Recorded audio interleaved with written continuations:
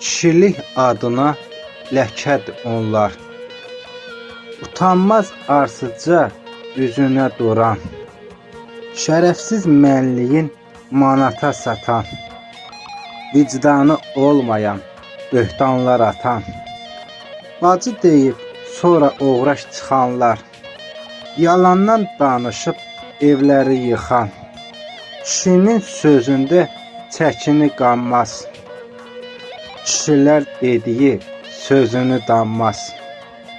Sevgidən yazanlar nə gözəl yazıb, haqqını deyənlər qıraqda qalıb, TikTokda özünün yarını tapıb, alqışlar eyləyib atırlar qəpik.